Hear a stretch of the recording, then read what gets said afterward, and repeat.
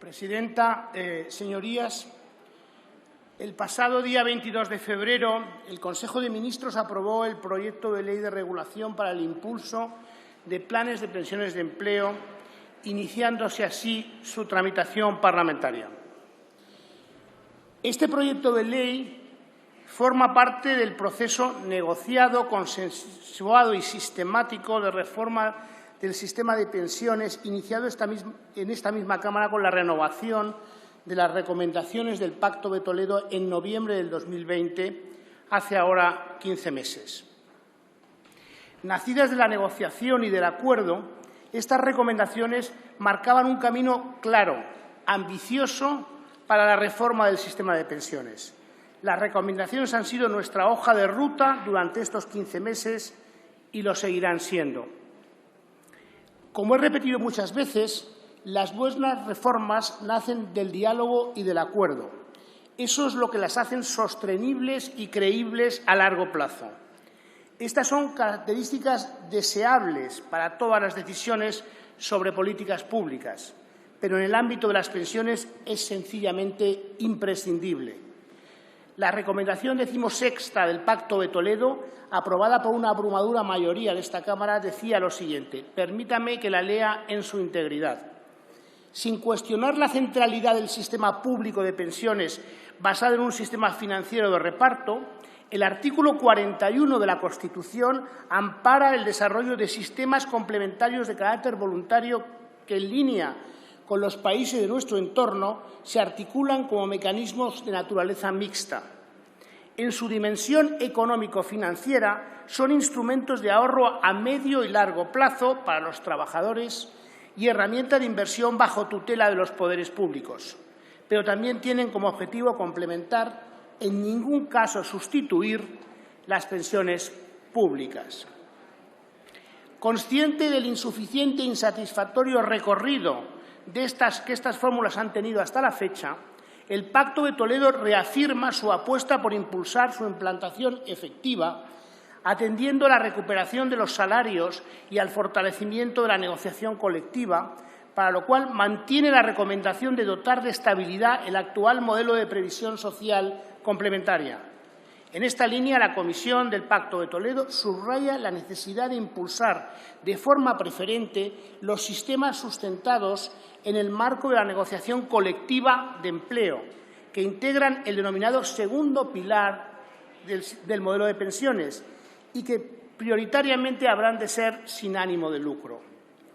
Estas entidades deben permitir desarrollar un sistema de aportaciones suficiente, eficaz y duradero, en un porcentaje de la base de contingencias comunes u otros criterios objetivos, y con fórmulas específicas de apoyo a los salarios más bajos o a las carreras profesionales más vulnerables, incorporando la solidaridad de determinadas contingencias.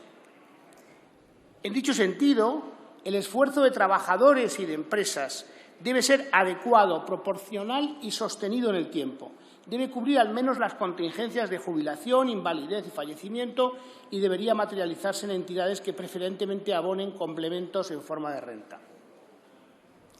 En línea con lo planteado por la Autoridad Independiente de Responsabilidad Fiscal en su evaluación de los beneficios fiscales, deberá dotarse a dichas entidades de un régimen fiscal y jurídico adecuado y diferenciado, mejorando el existente en la actualidad y atendiendo a que en ningún caso dichos sistemas de ahorro deben ser considerados como meros productos financieros.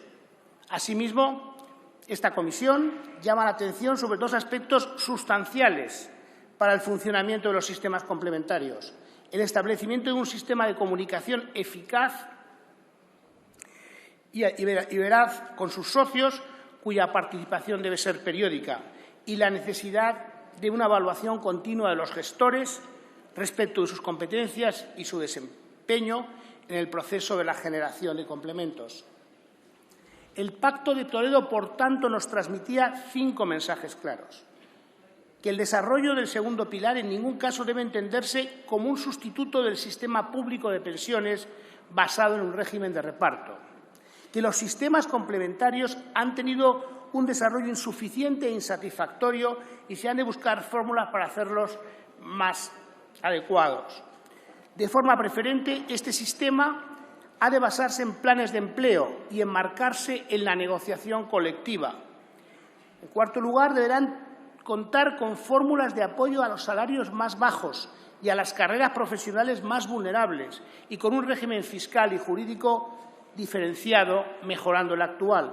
Y, finalmente, en quinto lugar, su funcionamiento debe estar basado en los principios de transparencia hacia los ahorradores y la rendición de cuenta de los gestores. El proyecto de ley que debatimos no hace otra cosa más que dar respuesta a este mandato claro y muy preciso del Pacto de Toledo. El primer paso para explicar este proyecto de ley es entender el diagnóstico del que parte. Un diagnóstico que ya asumía el Pacto de Toledo cuando afirmaba que el desarrollo de los sistemas complementarios había tenido en nuestro país un recorrido insuficiente e insatisfactorio. Así es. Déjeme hacerle un breve recorrido por la historia de los sistemas complementarios en nuestro país para entender dónde estamos hoy y dónde nos situamos en relación a los países de nuestro entorno con modelos de protección social y de pensiones similares al nuestro. En 1987 se aprobó la Ley de Regulación de Planes de Pensiones, una ley fundamental en la arquitectura del sistema complementario de pensiones y a la que se dotó de una enorme capacidad de resiliencia, incluso ante la presencia de crisis financieras como las que hemos vivido. Sin embargo, lo más relevante es que a lo largo de los años el patrimonio gestionado de los fondos de pensiones de empleo ha ido perdiendo peso relativo en el total de fondos de pensiones. Mientras que los planes de empleo representaban el 50% del total de la previsión social complementaria al inicio de los años 90, en la actualidad solo se representan el 25%. Dicho de otra forma, el ahorro privado se ha ido canalizando cada vez más hacia planes individuales frente a los planes colectivos. Este desarrollo insuficiente e insatisfactorio tiene varias consecuencias. Primero, implica que los trabajadores canalizan su ahorro complementario para la jubilación de manera prioritaria a través de planes individuales, donde su poder de negociación es mucho menor que cuando se negocia en un plan colectivo. Ello acaba repercutiendo negativamente en altas comisiones y baja rentabilidad para las personas que lo suscriben. En segundo lugar, el débil desarrollo del sistema complementario de facto excluía la posibilidad de canalizar ahorro para la jubilación a través de este mecanismo a muchos trabajadores que tenían que superar muchos obstáculos, muchos de verdad, para suscribir un plan de pensiones de empleo. Estábamos generando un acceso segmentado al instrumento de ahorro más rentable para los trabajadores y más extendido en los países de nuestro entorno. Y, en tercer lugar, la debilidad del segundo pilar se traducía en un nivel de ahorro agregado bajo. Esto hace que el país tenga un hándicap a la hora de inversiones estratégicas de largo plazo. Lo que hace este proyecto de ley es identificar las causas de este insuficiente desarrollo y proponer medidas para corregirlo. En primer lugar, era especialmente complicado crear y suscribir planes de empleo con la normativa previa. Lo que hace este proyecto de ley es simplificar su creación y facilitar la adscripción de grandes colectivos de trabajadores a través de la negociación colectiva. El que estos planes se estructuren a partir de las relaciones laborales y profesionales de los que los suscriben es para nosotros fundamental. En definitiva, entendemos la extensión de estos planes como un elemento más del proceso de mejora de la calidad del empleo. La reforma incorpora también una regulación específica para el sector público que permitirá generalizar los planes para los empleados públicos, especialmente de aquellos de entidades locales, medianas y pequeñas que hoy no pueden acceder a ellos. Y permite el desarrollo de los planes específicos para los trabajadores autónomos, los por cuenta propia, facilitando de una forma mucho más efectiva el ahorro para ellos, hoy limitados porque tienen que acudir indefectiblemente a los planes individuales. En segundo lugar, afrontamos el problema de la debilidad estructural del trabajador o del pequeño ahorrador individual frente al sistema financiero que le ofrecía productos de ahorro para la pensión muy caros. Como consecuencia de este problema y siguiendo las mejores prácticas internacionales, la reforma crea un fondo público y un marco público de gobernanza diseñados para corregir esta asimetría de poder negociador. Permite así asegurar que estos planes se gestionen de forma eficiente, transparente y profesional y que generen buenas rentabilidades para los trabajadores suscritos a ellos. Señorías, guarden un poco de silencio, por favor. Y, por último, teníamos un sistema de incentivos que no favorecía el desarrollo del segundo pilar y que, de facto, también contribuía a dirigir el ahorro hacia los planes individuales. En este punto, la reforma despliega un sistema de incentivos tanto fiscales como en el ámbito de las cotizaciones sociales para impulsar la participación en estos planes tanto para los trabajadores como para las empresas. En el diseño de estos incentivos, nuestra principal preocupación ha sido que estos planes y que las contribuciones a los mismos beneficien especialmente a los trabajadores de rentas medias y bajas. En concreto, las contribuciones empresariales a planes de empleo para un trabajador medio no cotizarán a la Seguridad Social. Esta medida permitirá negociar subidas salariales cuyo coste se mitiga en la medida en la cual se parte una subida en tablas que deriva de planes de pensiones en favor de los trabajadores. Y se mejora la fiscalidad de las aportaciones de planes de empleo, especialmente para facilitar las aportaciones de los trabajadores con ingresos más bajos. Para finalizar, quiero aprovechar esta oportunidad para aclarar algunos malentendidos sobre la lógica de esta reforma.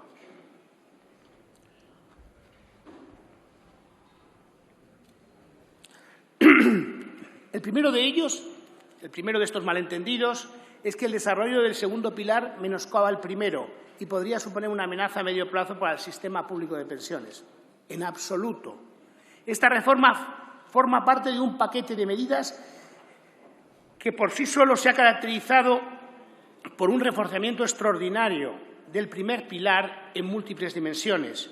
Eso es así principalmente con la nueva fórmula permanente de revalorización de las pensiones de acuerdo con el IPC o con el cumplimiento del mandato de separación de fuentes que ha servido para que los presupuestos generales del Estado se hagan cargo de los gastos no contributivos de la Seguridad Social y ya en este año por más de 18.000 millones de euros. Pero voy más allá.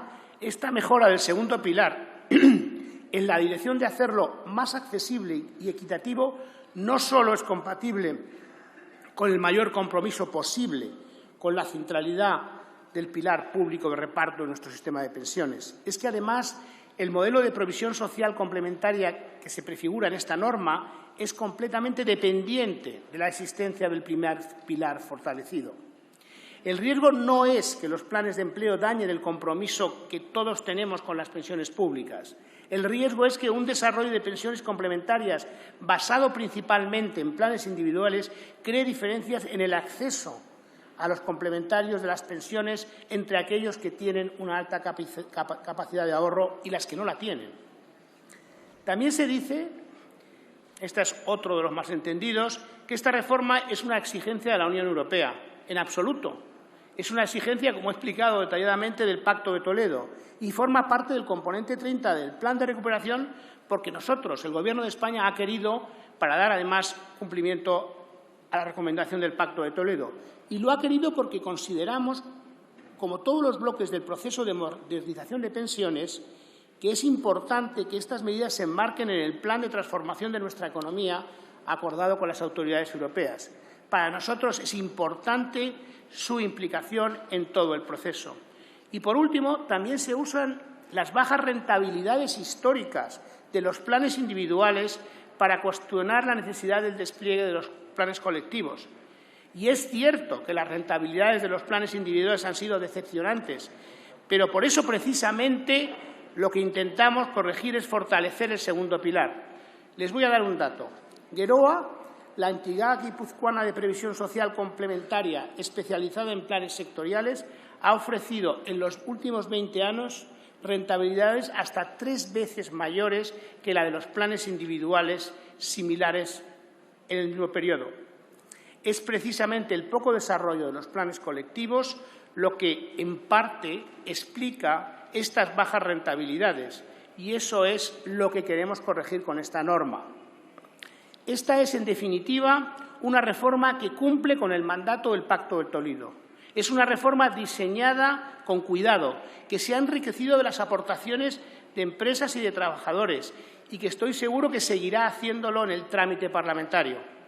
Gracias a este proyecto de ley, las pensiones complementarias podrán llegar a más trabajadores y, lo que es más importante, fortalecerán el sistema de pensiones en su conjunto.